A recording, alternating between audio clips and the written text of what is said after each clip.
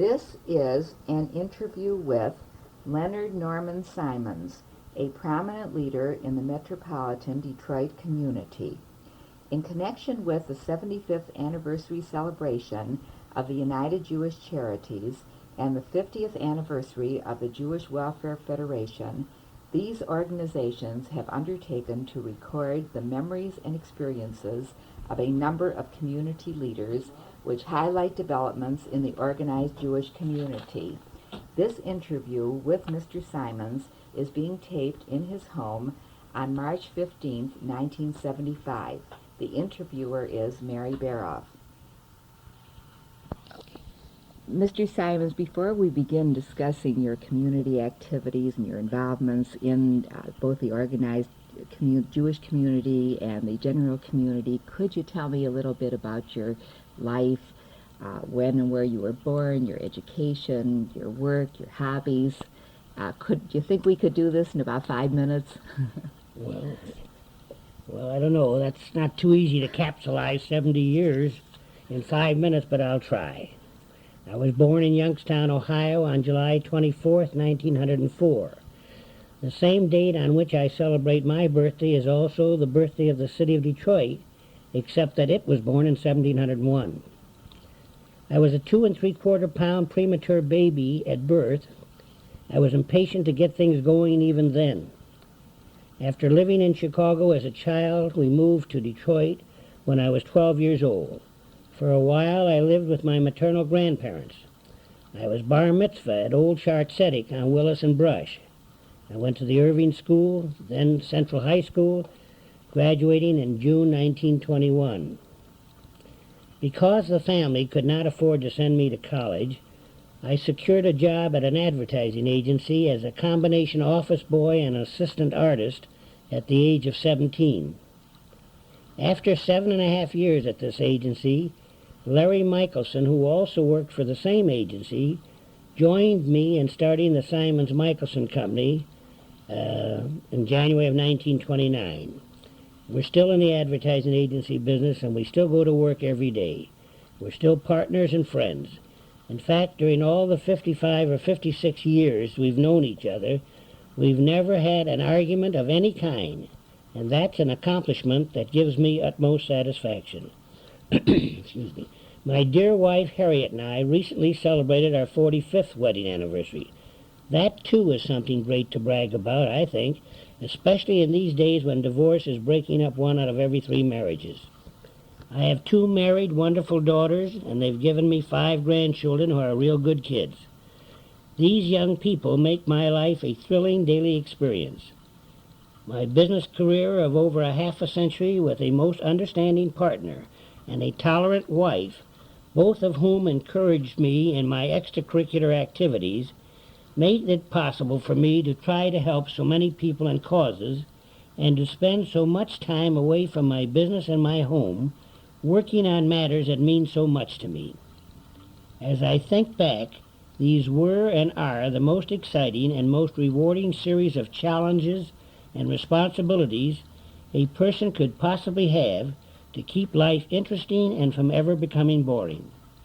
And so on many occasions, when I've been the principal speaker or master of ceremonies or the one who introduces the person being honored, I've developed what I like to call the Simons format. It combines some seriousness with a certain amount of humor or nonsense, because I find that if, when you make a speech or you talk, you can make people smile or laugh, they'll listen more carefully to what you have to say, and you'll get your message across to them. My hobbies are travel, everywhere, to see how other people live. My wife and I have been overseas over 20 times, including 2 study missions to Israel, a trip to Russia, several times to the Orient, including a trip around the world. I enjoy golf and was president of Franklin Hills Country Club back in 1952-53, but my great hobby is book collecting. On my 50th birthday, I gave Wayne State University Library over 2,000 books on the history of Detroit and Michigan. All the books were rebound in leather with gold stamping down the spines. Recently, I gave my Judaica book collection, again over 2,000 books, to Brandeis University Library. Now I'm working on my third book collection, a rare book Judaica collection with all the books published prior to 1900.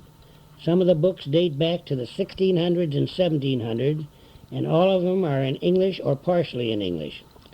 And all these books, too, are rebound in Old World-style leather bindings with gold stampings on the spine. So far, I've collected and rebound about 600 books, and they're all going to the new Temple Bethel Library. Because of my interest in books, I've met and become friendly with many of the authors, and this has added another enjoyable facet to my life's experiences because my favorite hobby is people. Last December, I was asked by the editors of Who's Who in America to give them a statement of those principles, ideas, goals, and standards of conduct, as they word it, that have helped me live my kind of life. And I wrote them these words. Since I was a youngster, these thoughts have been my personal credo. I have always believed that there is much more to life than begin, beget, and be gone. That the most important words in the dictionary are love, respect, and generosity. That if I should ever do well in business, I should never forget to share, because a shroud has no pockets.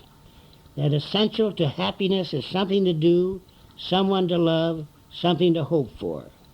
That life's greatest satisfaction comes from realizing your own capabilities as fully as possible for the benefit of others.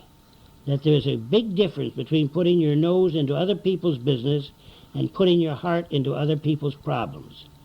That schools of higher learning should be assisted because the salvation of the world lies in the education of young men and women. And if I had a chance to do it all over again, I would try to do the very same things because I believe in them. You might be interested to hear that my wife has already picked out the epitaph for my gravestone. It's going to read, quote, "Here lies Leonard N. Simons, gone to another meeting," end of quotes. How beautiful. Thanks a lot. You've actually given a wonderful overview of your life, and not only that, but your basic philosophy of living. Thank you. Mr. Simons, I'd now like to talk with you about your activities in the Jewish community. Could we start with the Jewish Welfare Federation? How far do you want me to go on something like that?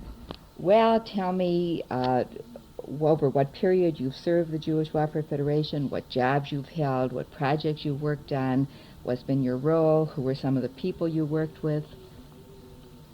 Well, I don't honestly remember when I first started being active in the Jewish Welfare Federation, but I think it was back in 1936. I remember being in meetings with Kurt Pizer, who was then the Federation director. He served during the years, I believe, 1932 through 1936. I seem to remember Abe Shrery being the chairman of the Allied Jewish Campaign. Isidore Sobolov came in 1937, and I worked in various campaigns in subsequent years, all of which were headed by Fred Butzel. When the war came around and there were no more Allied Jewish campaigns during the years of 1943, 44, and 45, I worked on the big civic campaign, which was called the War Chest. The Allied Jewish campaign was discontinued, and the War Chest took care of the Jewish charities. Then we started up again. I believe it was 1946, and I remember well that Nate Shapiro was the campaign chairman that year. Sam Rubner and I had gone over to convince Nate to take the chairmanship. We told him we would do most of the work for him if he would just take the chairmanship. He finally agreed. Sam used to work for Cunningham Drug. Nate was the head of Cunningham Drug, and our office handled the advertising for Cunningham Drug. It so happened that Nate Shapiro went to work with enthusiasm, as he usually does on any job that he tackles, and we did not have to do the work for him, but we did help him.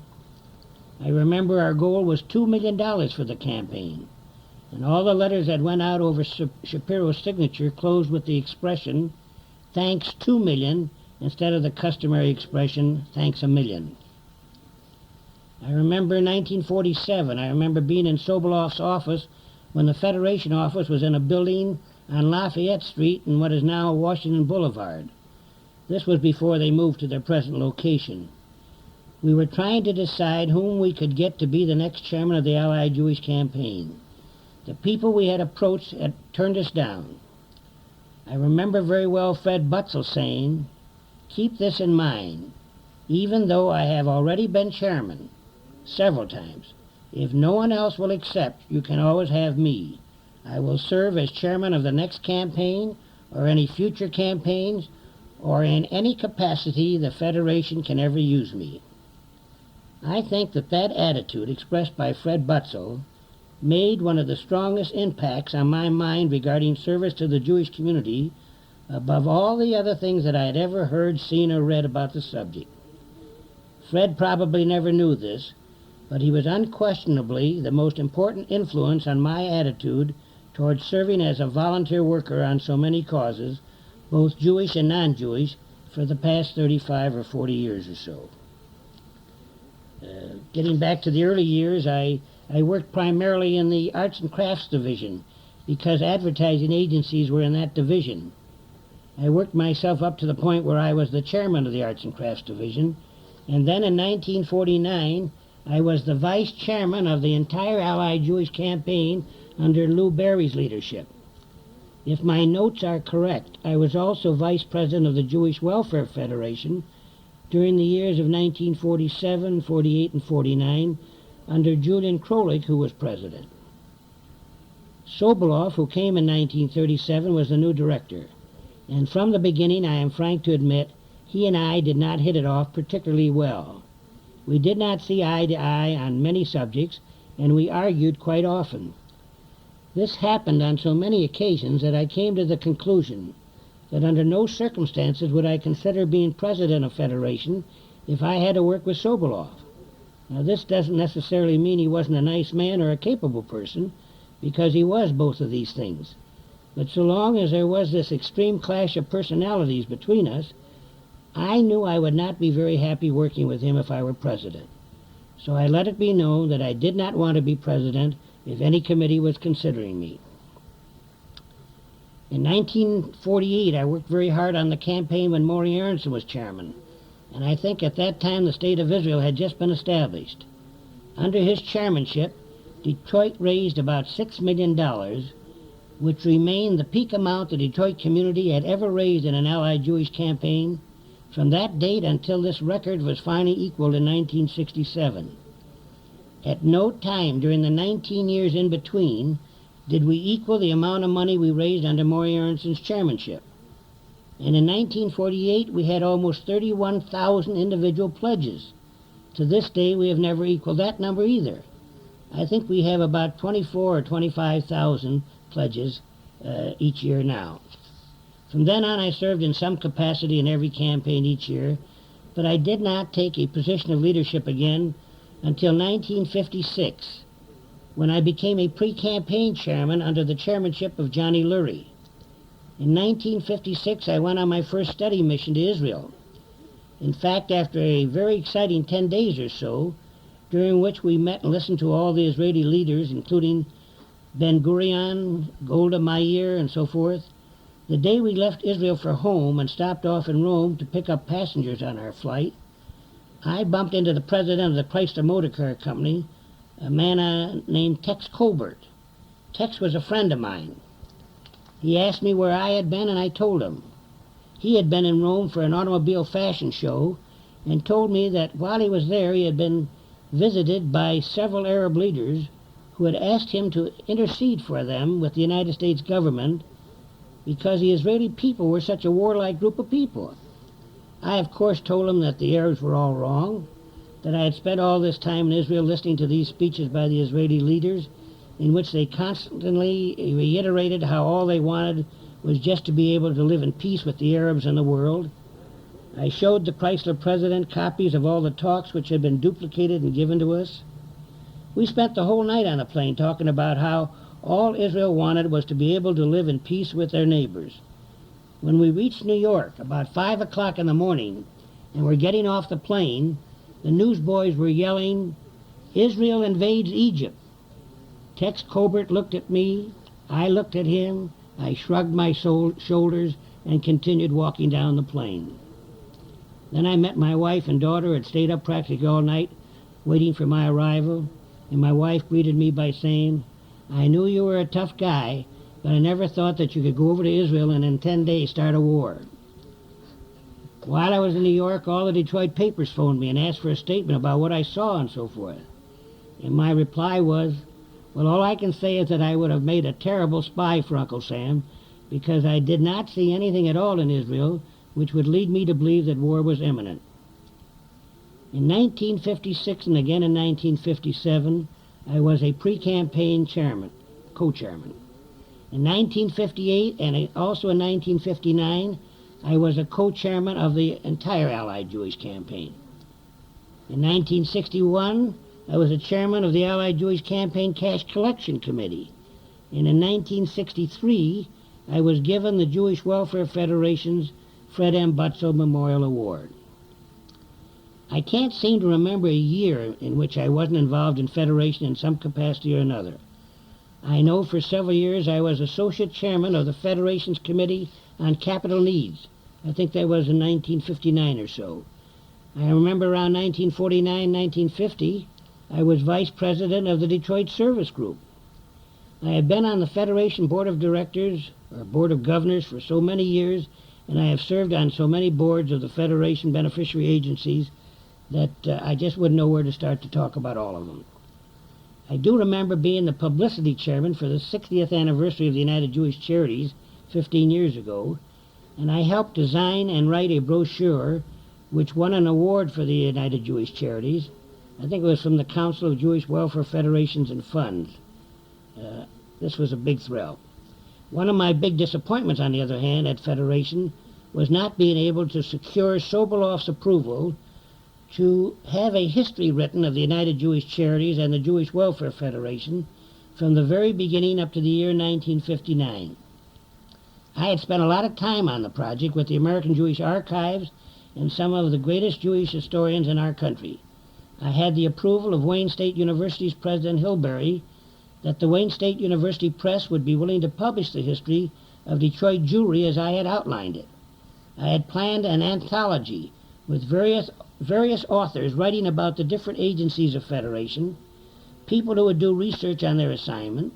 Then when it was all written, we would get some professional help editing and recasting the various stories, all of which would have been put into book form. I never could get an okay to go ahead, so we let 15 years of valuable time and remembrances by people of the community who are no longer with us disappear to a great extent from the records. I think what the History Committee is doing right now, taping the remembrance of some of the town's old-timers, is a wonderful idea. I am confident that at long last we will have a pretty good record of the history of our local Jewish community, thanks to Mrs. Philip Marcuse, Barbara, and George Stutz and their committee.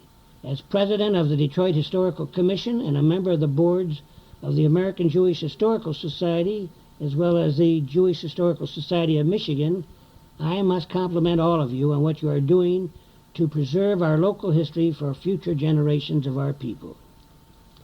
I could not in good conscience conclude any statement about the Jewish Welfare Federation of Detroit without saying a few words about my good friend Bill of Runnon, with whom I've had nothing but the most pleasant relationship ever since he became the executive director of Federation.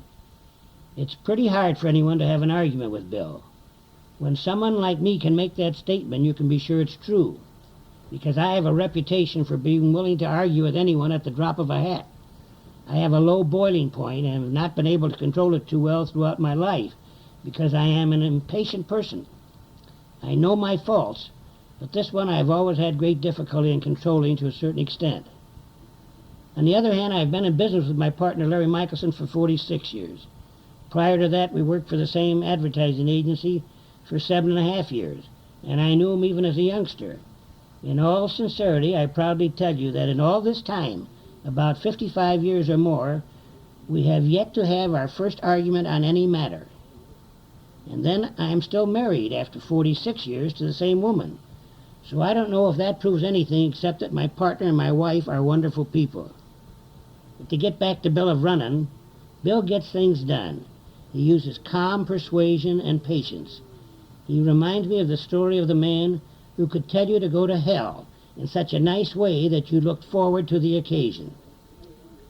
Bill has helped Detroit become what I believe is the outstanding Jewish community in America, bar none, from the standpoint of fundraising and from the standpoint of being able to surround himself with the very best young leadership brains in our local community, and I take my hat off to him. I only wish that I had had the opportunity of working closer with him earlier in my career. I might have had an even more interesting bit of reminiscing to share with you today. There has Yours has been a long and contributing association with the Jewish Welfare Federation, Mr. Simons. And then there's another group that you have also had an ongoing and long relationship with, and that's the Jewish Home for the Aged. Could you tell me a little bit about this? Well, what do you want to know? You want to know when I first started working with them? Or Yes, when, and what were some of your involvements, what were some of your contributions, who you worked with? Well, as I remember back, I first became interested in what I like to call the old folks' home back in early 1937. Excuse me. My father-in-law, Max Lieberman, was the secretary of the home, and he influenced me in serving on its board. I remember my very first meeting in the new building on Petoskey. It was only partially completed. The home's minutes reflect that the board met with Kurt Pizer, the executive director of Federation, and I was there. We moved the residence to the home on Petoskey and dedicated it in June of 1937. I remember that very sweet person, Jacob Levin, who was president, and Myron Keyes, who was chairman of the board. Dr. Otto Hirsch was the home superintendent, but I remember him as being a very difficult person to handle. Things didn't really start to run smoothly until Ira Sonnenblick came in and took over as director. I think that was in 1947. Ira has just retired, but is still with us on a consultant basis. I take my hat off to him because, in my opinion, he was the greatest director any old folks' home could have. We now have a young man as director who was trained by Ira. His name is Charles Wolf, and we think he has great potential. In reminiscing, I go back to the 1937 meeting in the almost completed Petoskey building. The main purpose of that meeting was to decide if we were willing to take a gift from Mrs. Aaron D. Roy of $100,000 payable over about 10 years. In return for this, we were to name the new building the Aaron D. Roy Home for the Aged. We met with Kurt Pizer because we wanted his advice to confirm what we had pretty much already decided in our own minds, and that was that we should not take the gift. So we turned the offer down, and the money went instead to the Jewish Community Center, which was being established on Woodard and Holbrook. I have been on the Homes Board for almost 40 years, and at one time I was a vice president. I was chairman of the Homes Executive Committee for about 5 years, and in addition, of course, I did a lot of work helping them with publicity and other things that pertain to the home. As I think back to the days when we were going to put up the second building, the one that is now called Borman Hall, I was supposed to be the chairman of the new building fund campaign. I turned the title over to another person, this time to Harry Barnett, and I became his co-chairman or vice chairman. I've forgotten what title I had. However, I did most of the work of the chairman because Harry, while always a nice guy, didn't seem to like to go out and ask people for money. I raised the bulk of the money by pestering any Jew in town who had any money. I went over to see Al and Tom Borman. I started the conversation by saying I had a great metzia for them. If they gave me $250,000, I would see if I could get the board of the home to approve naming the new building, which was supposed to cost somewhere in the neighborhood of $2.5 million, Borman Hall. They gave me the money and always kidded me in front of various groups about the big metzia I gave them by taking $250,000 of their money away from them just to put a sign on a building. I remember when we dedicated Borman Hall that Rabbi Adler was to be the principal speaker on Sunday morning. I had been out of the country and returned the day before the dedication. I was immediately told that it was up to me to introduce Rabbi Adler at the dedication. I replied, but I just came back from overseas and have had no time to prepare anything. You don't introduce a fine man like Rabbi Adler with an extemporaneous or an unprepared introduction. They said, don't worry, you can do it, say anything you want to. Well, that didn't sit well with me, so I went down to my office that same day, it being Saturday and we were closed. I searched through my old files and came up with an introduction of Rabbi Adler that I had given him on the previous year at a Federation meeting. I changed the first sentence and then gave him the identical introduction. This took about 5 minutes, so you can see that there was a lot of wording in it. When the dedication was over, Rabbi Adler came to me with tears in his eyes to tell me that it was the most beautiful introduction he had ever received in all the years he had been introduced. I didn't have the heart to tell him that I had given him the identical introduction the year before. He hadn't remembered anything I had said the year before. When the new Borman Hall was open, the members of the board got together and voted to name the garden area, where the old folks sit in nice weather to relax and sun themselves, the Leonard Simon's Garden. But I renamed it the Garden of Yidden, which everybody seemed to think was funny. When we were ready to give up Petoskey, they had to find another location for a second building because Borman Hall by itself was not large enough to accommodate all the people we wanted to take care of. So we started talking about a new building, and they were talking $8 million, $10 million. I decided it would take too long and be too difficult to raise that kind of money. So I went exploring on my own and came up with the idea of trying to buy the Southfield Nursing Home. I put in a long-distance call to the man who owned the Southfield Nursing Home. I happened to know him. He lived in Chicago. And I asked him whether he would consider selling it. He said he would if the price was right.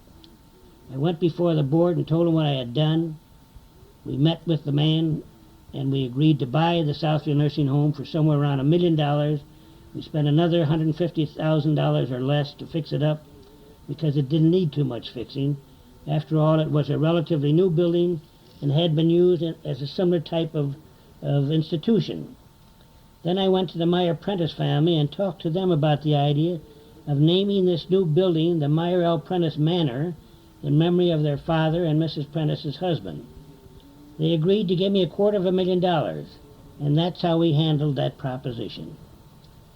The next step will probably be a home out on Maple and Drake alongside the new Jewish Community Center when that's finished. Actually, the best place for a home for the aged is next to a setup like the Jewish Community Center. Old people like to see life in action.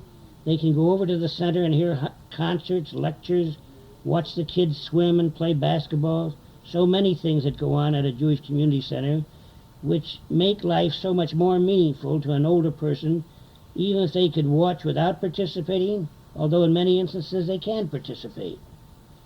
Some of the people who worked with me and who come to my mind, in addition to those already mentioned, are Sidney Allen, who was a tower of strength, the Fleischman brothers, Edward and Arthur, Jack Lefton, Milton Mahler, Maury Aronson, Isidore Winkleman, Ben Kramer, Herman Mathias, Al Sklar, Dr. Ben Welling, Joe Kukas, Alan Schwartz, Sylvan Rappaport, Dan Levine, Dave Myro, Dave Zack, and so many other wonderful dedicated people who gave so generously of their time and effort and money. In the olden days, there was a little friction between the home and the Federation because the old-timers wanted to keep their autonomy. They were willing to be a beneficial agency of Federation, but did not want to give up the right to make individual decisions without any interference from any Federation professional or the Federation board. Over the years, as the new buildings went up, the new buildings were owned by the United Jewish Charities, which had put up some of the money for the buildings. The rest usually came from public contributions or capital funds in the home's treasury. I think it is only a question of time before the Jewish Home for the Aged will be a wholly owned subsidiary of United Jewish Charities, and I think that's the right way it should go. The home should be a responsibility of the general Jewish community and not just of some small group of men and women. Mr. Simons, you had some involvement in the early period of thinking about the Federation Apartments, did you not? Yes, I think that's correct. In fact, I know it's correct. Without being immodest, I believe I was the one who initiated this idea in Detroit about 1956. I had recently returned from a trip to Europe during which I visited countries like Denmark and Sweden. I saw many apartment buildings those communities had put up for the elderly citizens, which they could rent for a very low monthly figure. Each of these buildings had a central dining room where the people could eat their meals for very little money. There was a nurse in every building to give them simple medical care day and night, and also physicians who made regular calls on each of the apartments to make sure the people were okay. When I brought this idea back to Detroit, the reaction of Sobolov was that he wasn't interested because this type of a problem did not exist in Detroit. He said there were not enough poor people in our town to make something like this necessary. And I could not sell anybody the idea, even though I kept harping on it year after year. Finally, some publicity started to seep into Detroit from other communities, and Detroit learned that this type of apartment was being put up in several of the larger Jewish communities, and that the trend was going in that direction. So during High Saffron's presidency, I was appointed chairman of a committee to explore the feasibility of doing the same thing in Detroit. I had a committee of about 20 people, and some of us made trips around the country. I remember going to Baltimore, Philadelphia, and Cleveland to see what they were doing, and we brought back the report that we should move ahead with an apartment of this kind. It was very much in demand, there was a need for it, and others were doing it, and it made sense to our community. At that particular moment, I was asked to stop any further work on the project because Max Fisher didn't think the idea was a good one. He was afraid that this might interfere with private enterprise. When I tried to argue the point with Bill of Runnon, he said, or in these words, Max Fisher is our largest contributor, and you and I both know that he's a very nice person. Isn't it better if we have him on our side rather than opposed to the proposition? Please give me enough time to see if we can switch him over to our type of thinking. With that in mind, we all stopped working for a certain number of months. I've forgotten how long.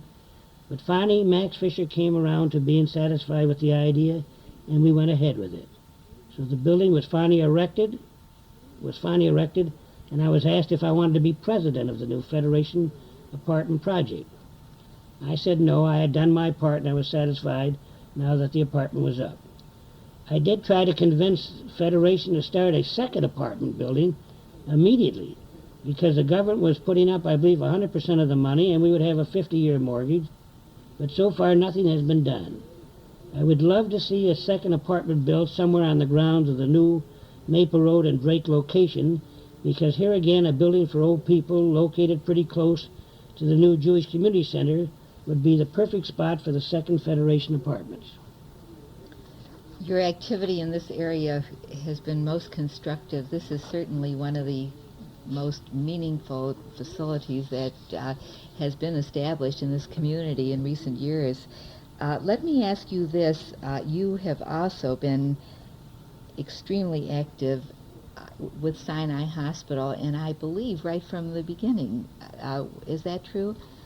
Yes, I'd say so. My earliest recollection of being involved in what has become Sinai Hospital was an invitation to attend a meeting at Max Osnes's house with Dr. Harry Salstein and some others. It was in the summer of 1941. We also met at Maurice Aronson's home. The group of us were convinced that Detroit was ready for a hospital under Jewish auspices because the young Jewish doctors were not easily able to get on the staffs of the general hospitals. There was still a lot of discrimination, and for that reason, more than anything else, we wanted a Jewish-sponsored hospital. Federation had rejected this idea for a very long time. But finally, we had a big meeting at the old Statler Hotel in one of the ballrooms, and I remember Fred Butzel getting up and saying that while he had been opposing this idea for many years, he had now come to the conclusion that we were right and that we should have a Jewish hospital. So in my book, you can thank Dr. Harry Salstein that we have this hospital. His persistency of purpose, or call it stubbornness, kept the idea alive. When Max Osnes's father died, I think he left $100,000 in his will to be given to a Jewish hospital if there was going to be one in Detroit. If not, the money went someplace else. So we all got together and started raising money.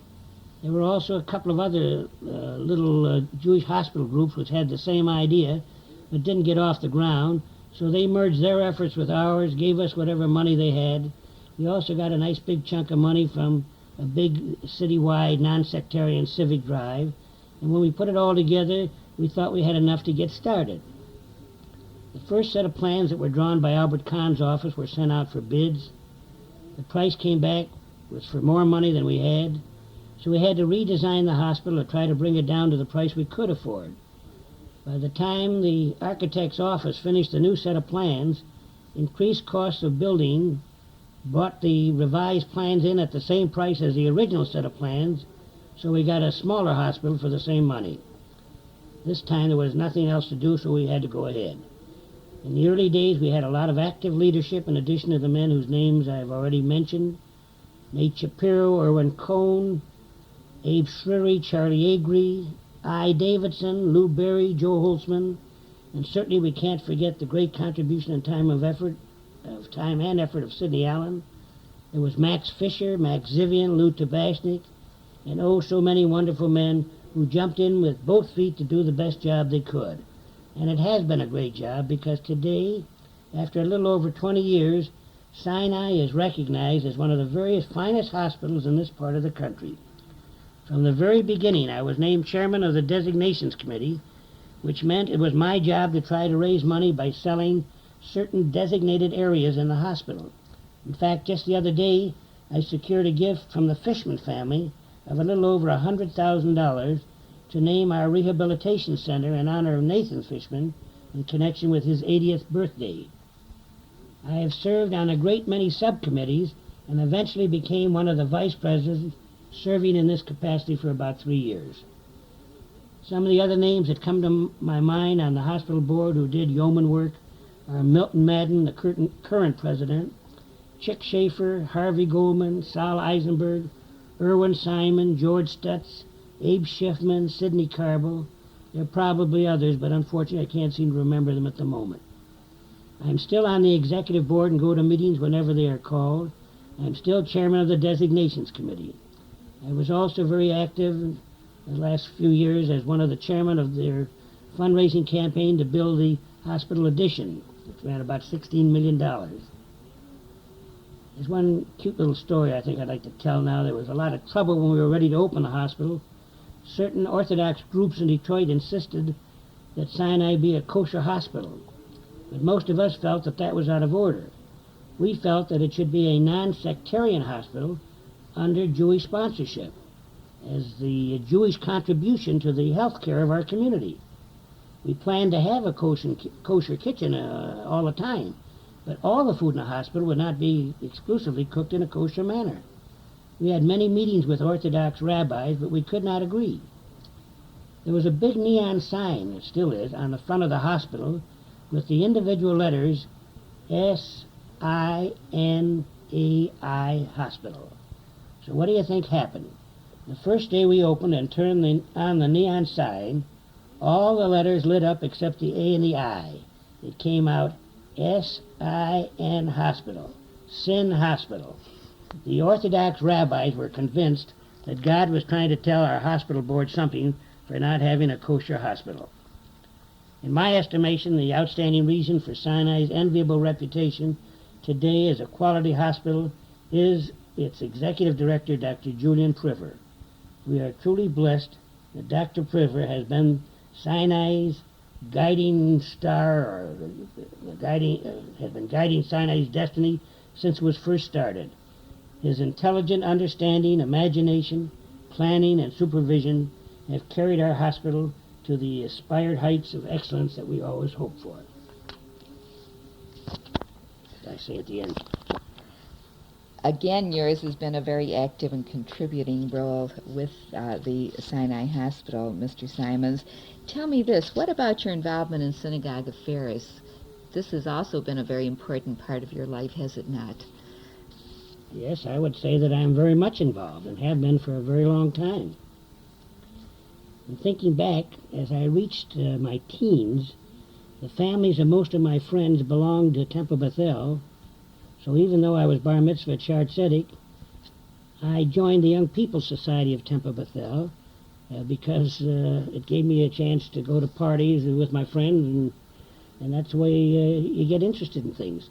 Occasionally I would hear Dr. Leo Franklin talk and was very much impressed with him as a rabbi.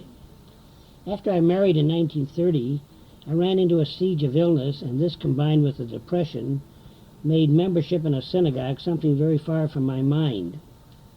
And one day in the middle 1930s, my wife and I decided that we should join a congregation.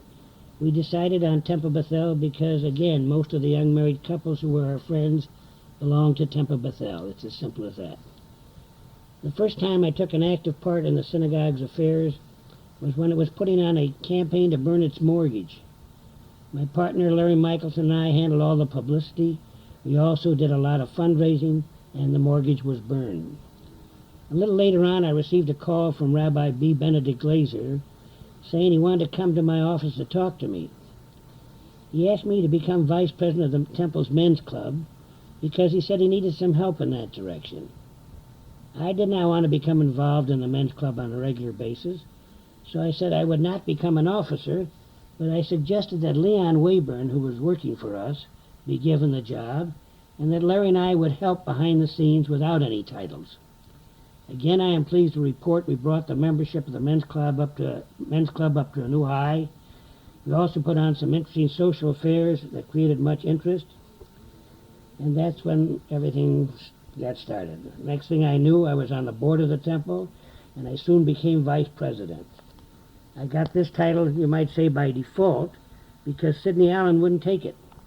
It so happened I didn't want it either at the time because I was president of Franklin Hills Country Club, and this meant I would be president of both Bethel and Franklin Hills at the same time.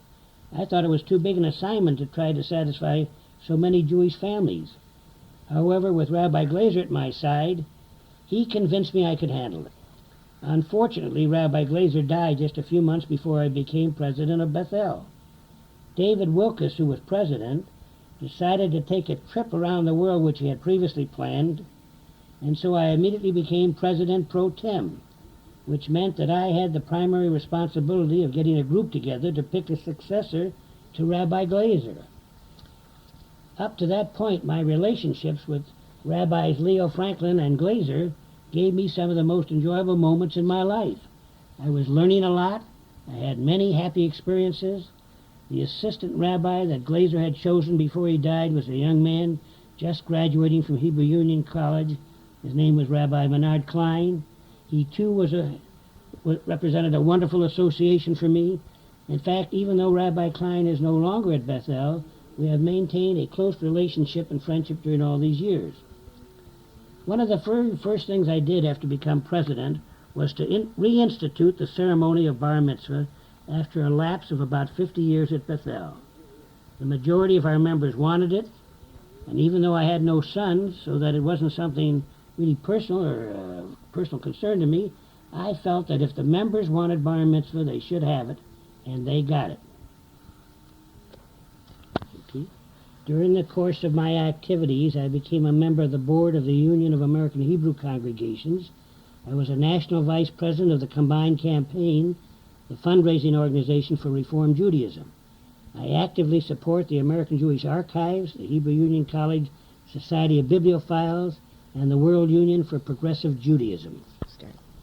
My friend, the late Rabbi Nelson Glick, who was president of the Hebrew Union College Jewish Institute of Religion, wanted me to serve on its board, but I turned him down. I knew I would not have the time to go to Cincinnati to board meetings once a month, and I suggested Max Fisher. Max accepted and served for several years, and when he left, they asked me to come on the board again, and again I turned him down, and again I made a suggestion, this time Maxwell Jospe. He accepted, and Maxwell is still on their board. In 1964, the Hebrew Union College Jewish Institute of Religion gave me an honorary doctorate, the Doctor of Humane Letters. Before Dr. Glazer died, he suggested that we start thinking about moving further north where our members were beginning to move. After he died, Rabbi Hertz did not want to move. He thought we should stay where we were. So I argued this point with him for many years, and I insisted that we had to move. I had purchased a 22.5-acre site at 9.5 Mile and Northwestern for the temple for about $150,000 while I was president pro tem. The rabbi thought it was too far out. That's why he did not want to move. Finally, when he agreed that the time had come for the congregation to move, the Northwestern Highway location was not out far enough.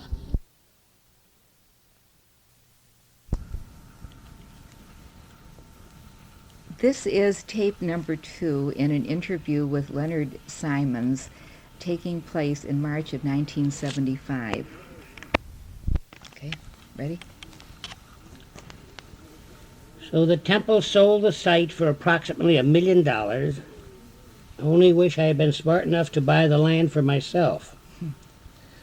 The new Temple Bethel is now located at 14 Mile and Telegraph and is part of the current trend in religion of having an edifice complex. So far, Bethel has spent about $8 million, and they're not through spending. They now find themselves in financial difficulty. This is the same story you hear from most synagogues that build new homes these days. In addition to Temple Bethel, I have been a courtesy member of Temple Israel from the day it started around 25 years ago. In fact, I handled the advertising and publicity for the temple when it was just getting started, and I did it as a labor of love. I am also a member of Temple Emmanuel in Oak Park, and I am an honorary member of Temple Beth Emeth in Ann Arbor. As a past president of Temple Bethel, I am on its board of governors for the rest of my life.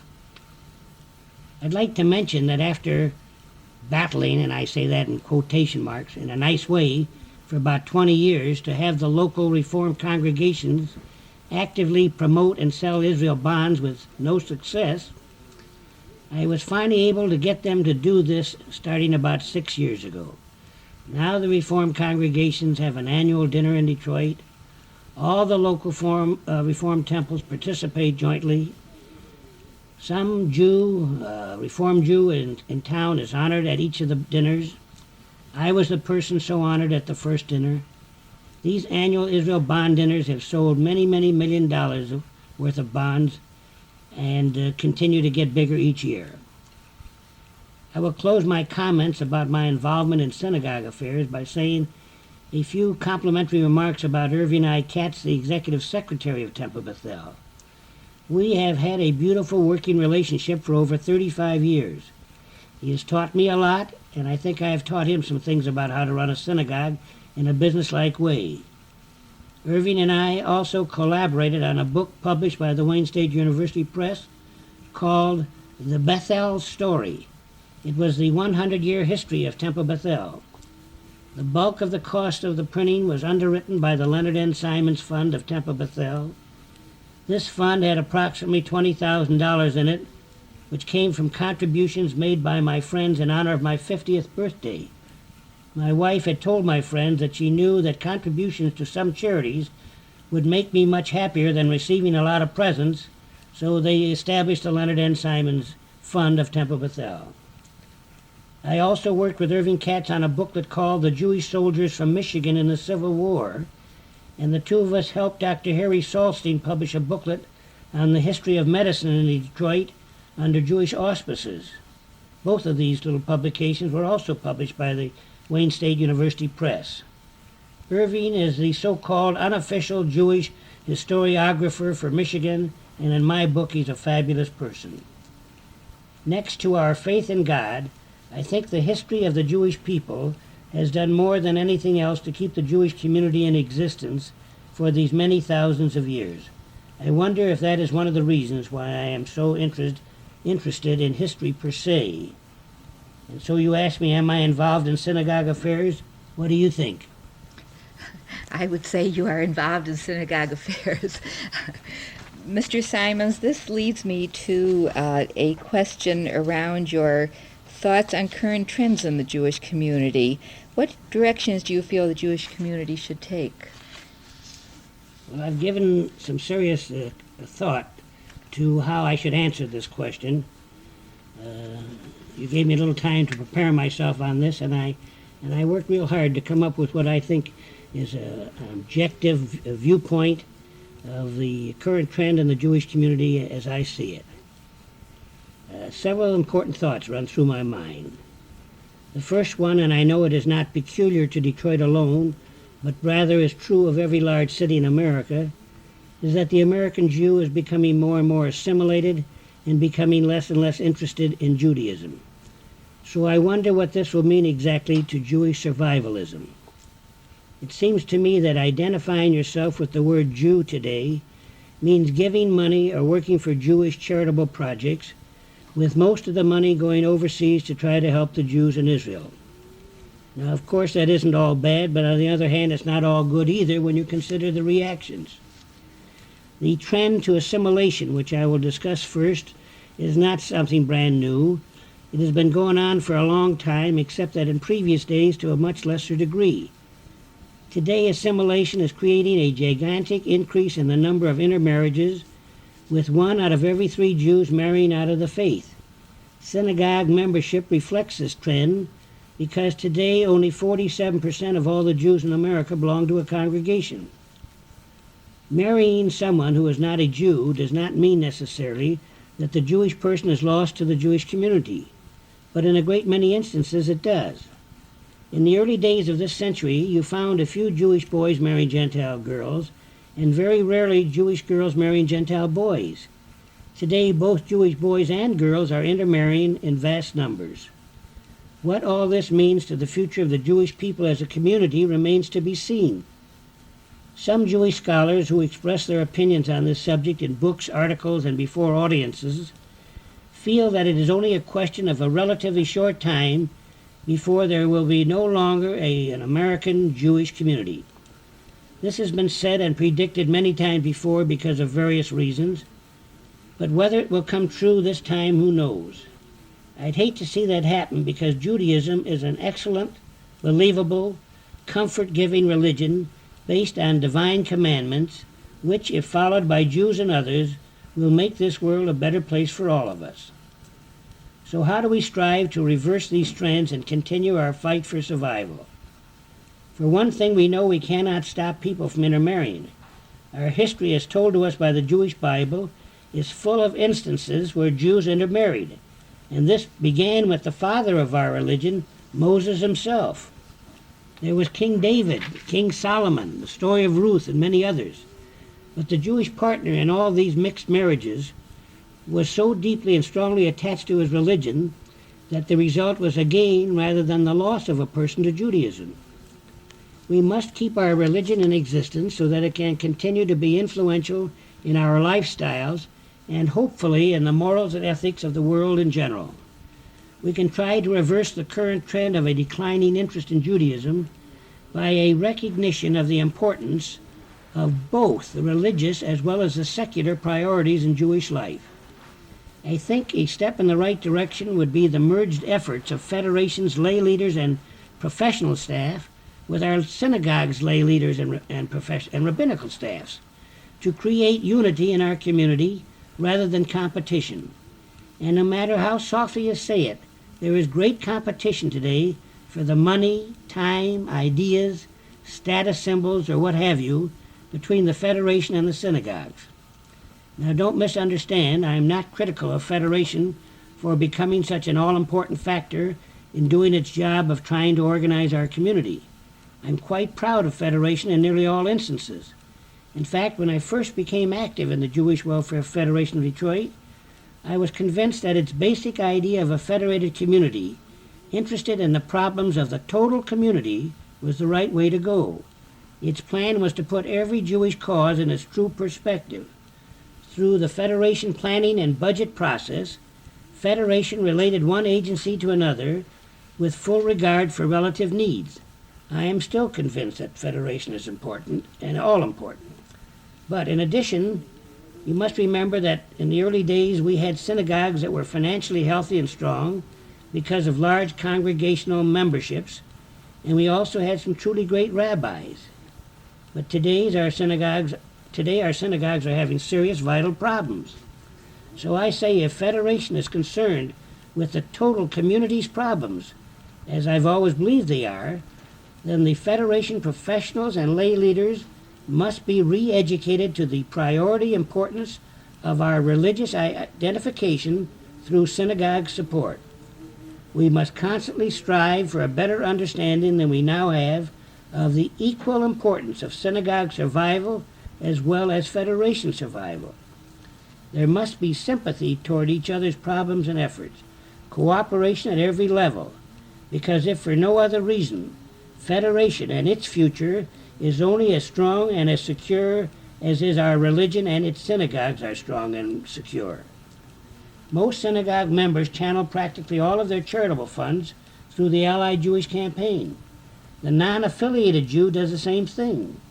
A great many Jews are trying to justify their lack of interest in giving money to synagogues, or for that matter in belonging to a synagogue, by satisfying themselves that they are good Jews because they gave money or give money every year to Federation. This is what I call a pocketbook kind of Judaism, which is quite shallow. This type of thinking is why the synagogues are not being supported adequately. Something is basically wrong with this kind of a situation. The lopsided interest in favor of non-religious Jewish problems and affairs is creating what I consider to be a trend toward a community of secular Jews. The present apathy and neglect of our synagogues has weakened the importance of our religion. The long-range result of this trend can mean the end of Judaism, and going down with it, the end of Federation and their agencies. I find it difficult to understand how our people can believe that philanthropy is the major and possibly the only way to express our Jewishness. Detroit will raise the fantastic sum of over $20 million in a year. At the same time, most of our synagogues are in great financial difficulties. They do not take in enough money to pay their annual operating expenses. The congregations go deeper and deeper in debt each year. Some even go broken out of existence. Most of our synagogues are in trouble because of money matters, because their membership is torn between deciding what is more important, the Federation money problems or the synagogue money problems. Federation and congregations today are vital to each other. One is only as strong as the other. They are husband and wife. I believe that Judaism will survive by the quality of our loyalties.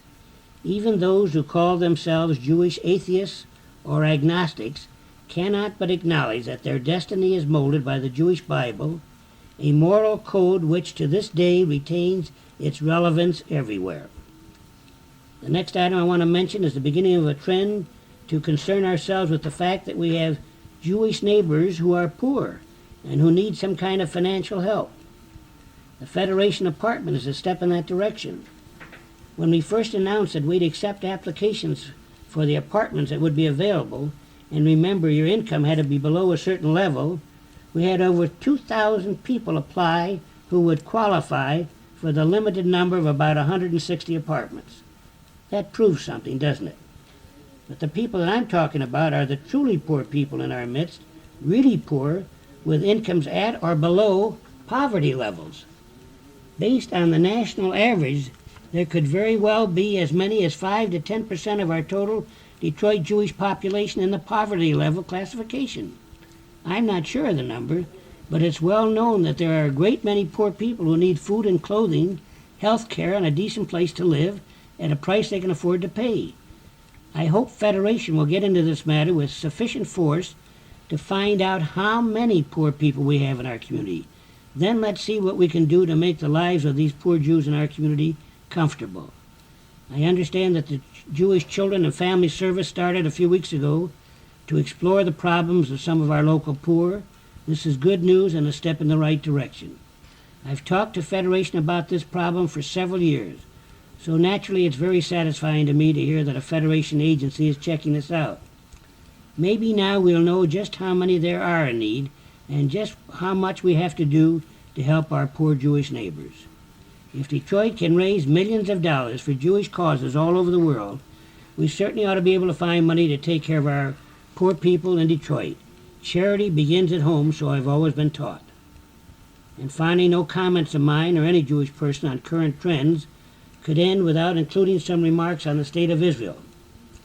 For over 25 years, we have constantly been aware of the fact that wherever we are, whatever we are, Israel's fate is our fate, and that if the unthinkable were to happen, and God forbid Israel were to go under, it would be the greatest disaster to organized Judaism, the greatest tragedy to Jewish life that has ever happened in the course of our millennial history.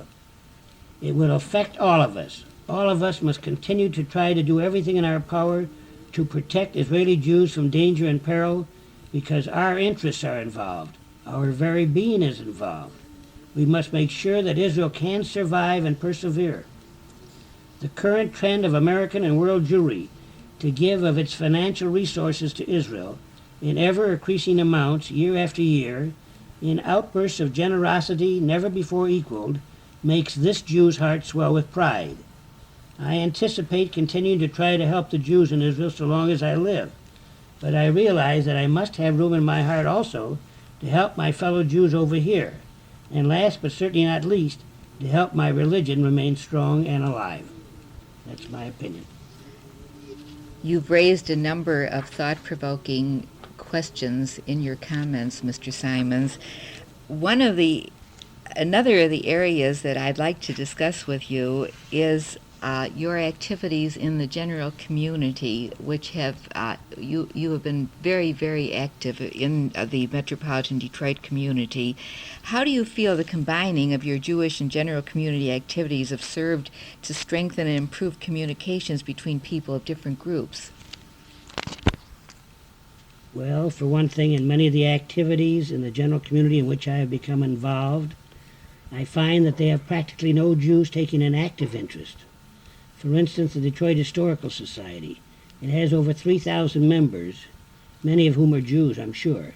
But when you come down to taking an active interest, coming to meetings or going to see exhibits and so forth, practically no Jew that I can recognize is involved. They don't attend. I don't think that's right. I think this holds true, the very same thing, of many general community activities where Jews feel that if they give money, that's enough. Well, it isn't. You have to give of yourself and your time also, and then the people in the general community who are not Jewish come to realize what kind of people the Jews really are. We don't have horns and tails, as some of them think we do. We are the same as other people. I think that through my efforts in the general community that I have strengthened and improved communication between the Jew and non-Jew to a certain degree. I think that this is necessary to permit the Jew to be accepted by the non-Jew as a fellow citizen in the community who is entitled to equal consideration on every level, including employment and friendship. I do not think that America can continue indefinitely with its old sense of values and segregation between Jew and Gentile or white and black. I think it's only a question of time, and I don't know how soon that's going to be, but the day will surely come when all people in America will be accepted at face value. They will hold jobs in any organization, in any capacity, depending upon their ability, common sense, and personality. This is the way it has to be. The Jewish Bible says world peace will come through our teaching God's divine moral and ethical commandments to mankind. And that's what the Jewish people were chosen to do, as I understand my religion. And you played your part in paving the road so that some of these dreams can come true. Thank you. What do you feel have been your most important, what has been your most important contribution to the Jewish community, Mr. Simons? I'd say that my most important contribution is that I have always been willing to accept positions of leadership in any projects that interested me, Jewish or non-Jewish. That I have tried to set an example for my contemporaries, as well as the younger people, as to how a person who wants to be a good citizen can be of service to others. And I have combined enthusiasm with consistency over a period of 40 years plus. So if I were to describe in 2 words what I consider to be my most important contribution to the Jewish community, I'd say enthusiasm and consistency. I've made some other kind of contributions too that as I think back over the years, I remember some of the experiences I had soliciting the men in our community who later on became our top leaders. I don't know how much credit, if any, I can take for helping to motivate them, But I think I did accomplish something with each of these three men I'm going to talk about, even though they might not be ready to acknowledge it. I think in the early years I showed them by example and by encouraging them that they should become active. This might have had some effect on them. It was in the early days of the post-Depression years that I became quite friendly with Max Fisher, who was just beginning to make money in the oil business working for his father. I never had any trouble getting money out of him for nearly any cause for which I was soliciting. I can picture in my mind's eye a certain evening in front of his home when I put on a particularly strong pitch for him to become a solicitor for some Jewish cause and also to give me some money for the cause. He gave me the money I wanted and then remarked, "You know, Leonard, I couldn't solicit people as you do for all the money in the world. It's just not part of my makeup," or words to that effect. "However, I want you to know," Max said, "that as long as you are willing to give your time and effort to work on these causes, you can always come to me and I'll give you money." Little did Max realize that in the not-too-distant future, he would become one of the greatest solicitors in the world for Jewish causes. Maybe some of my reasoning and enthusiasm for fundraising when we were both young rubbed off on him. At least I hope so. I remember also, and I'm sure Hy Safran remembers this because he mentions it every so often, the first time my partner and I went in to solicit Hy and his brother Dave. They were little printers and we were giving them some work from our advertising agency. We felt that because we were a customer of theirs, we could probably get a bigger contribution out of them than anyone else. They were two very young boys whose father, a printer, had died and left them his little shop. I remember Hy asking me how much money we expected them to give. When I said $500, he turned pale and almost fell off his chair. This is a true story because he tells it himself. But he was a good sport. They gave us their pledge for $500. After that, we had his name for solicitation every year for a long time. Little by little, Hy became very active in campaign and also in Federation affairs. Their business prospered, and soon they were able to give much more than Simons Michelson could give. Eventually, Hy became the president of the Jewish Welfare Federation and was a fine one. I cannot swear for sure, but I think I had a little influence in Hy's move up to a position of leadership in Jewish affairs. And then another important name that comes to mind is Paul Zuckerman. Paul has been our client for probably 40 years, and we have been very good friends. In the early days, Paul didn't have very much money because his business was just getting started. But I used to talk to him a lot about Federation, Jewish affairs, and took him with me to meetings, talked about the philosophy of giving money for worthy projects and so forth. And little by little, I believe I talked him into making bigger pledges each year. It was not difficult because of Paul's big heart. Each year he has been giving more and more until today he is probably the second largest giver to the Allied Jewish campaign in Detroit. He is probably the number one giver in the entire world so far as giving time to Israel and Jewish causes are concerned. He is certainly one of our most distinguished Jews in the entire world today. And I believe that if Paul would think back about the part that I played in the early days of his life, he too would admit that I showed him how to do it my way. He did it my way, and then he did it a whole lot better than I had ever done it. I could name many more whom I am sure would admit that they felt the weight of some of my influence in the past, and who today have accomplished a great deal of good on behalf of our fellow Jews. But these are three especially important names, and I honestly believe that I did contribute something to help motivate them to do some of the things that they did and are doing. I hope they will forgive me for getting a vicarious thrill out of being a little part of their successful efforts to be of service to our fellow man. I'd like to end our taping with you, Mr. Simons, with some discussion about your current activities. With what groups are you currently active, and in what projects are you involved? Well, as you put it, you have to sort of combine them. If I were to make a list of all the groups and projects in which I am involved, you would probably think there was something psychologically wrong with me, and you might be right. I will mention some of them that I work on. Some of the others I have already mentioned. Actually, I have slowed down a lot, and today I try to pick my spots. People come to me for advice, and I'm glad to try to help, but I usually stay away from as many meetings as I can. I remain constantly interested in the welfare and the affairs of the various synagogues in town. In fact, right now I'm trying to effect a merger between Temple Bethel and some other local Reformed temple to help strengthen Bethel's financial picture. I've been on the Detroit Historical Commission for about 30 years. I am its president. One of my commission projects right now is the reconstruction of Detroit's Fort Wayne, which was built around the Civil War period. This is a very large undertaking and will call for an investment of a minimum of $3 or $4 million to fix up the old buildings and reconstruct the area into a beautiful historical monument park. I serve the Detroit Roundtable of Catholic Jews and Protestants, a division of the National Conference of Christians and Jews, as its perennial fundraising dinner planning chairman. I've always felt that every little step in the right direction is something worthwhile, and the right direction in this instance is the eventual peaceful coexistence in America between all peoples of various faiths.